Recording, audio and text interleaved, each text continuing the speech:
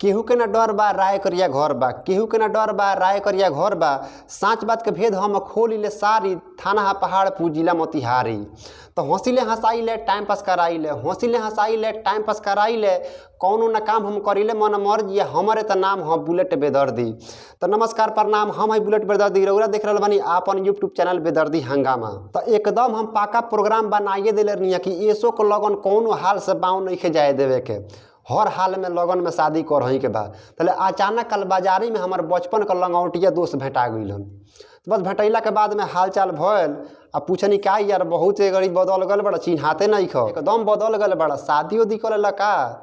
तो यारवा बहुत मुरझाइले मुँहे कहता का शादी कर ले बन तबे तो ई दासा बा। हम कहनी मर तोरी के सब लोग शादी करला तो कहेला जे माजा बा जिंदगी में, तू कहता दासा बा।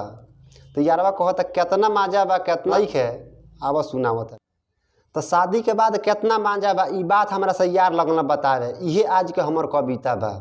तो यार कहलन रानी कुंवर तो रहे आज़ादी भैनी सियान तले हो गल शादी, रानी कुंवर तो रहे आज़ादी भैनी सियान तले हो गल शादी। आयल घर में मौगी हमारा बोलक बिया मार्चा के, आयल मौगी घर में हमारा बिया बोलक मार्चा के। साँझ सवेरे झगड़ा होता बीमारी धैले बा फरका के। देख के एकर इहे रहनिया दिल पर लागल धक्का बा, देख के एकर इहे रहनिया दिल पर लागल धक्का बा। शादी के बाद भइल इयर कुकुर नियन दासा बा।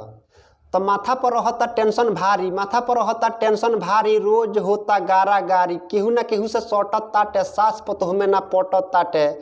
हारल बानी समझाई के मेहरारू औरी माई के, देख के रोजे हंसे पड़ोसी ओकरा लागत अच्छा बा, देख के रोजे हंसे पड़ोसी ओकरा लागत अच्छा बा।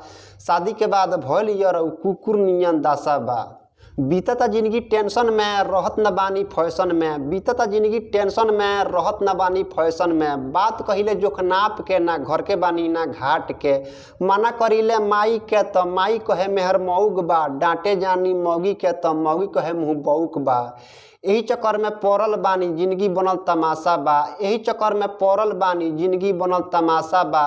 शादी के बाद भइल यार कुकुर नियन दासा बा। माई के तरफ से बोलल ना जाला मौगी बिना ना रहल जाला, माई के तरफ से बोलल ना जाला मौगी बिना ना रहल जाला। बनत नहीं के फर्ज हमरो की मौगी के अपना छोड़ दी, बनत नहीं के फर्ज हमरो की मौगी के अपना छोड़ दी। दूध पियवले माइयो बिया कैसे ओकर दिल हम तोड़ दी।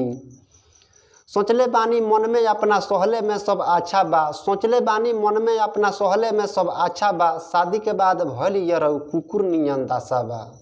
90-95% घर के इहे हिस्सा बा सास पतोह के लड़ाई, सास पतोह के लड़ाई में वो बेटा के वो मालिक के दिल पर का गुजरता शायदे कोई सास पतोह जानत हुई।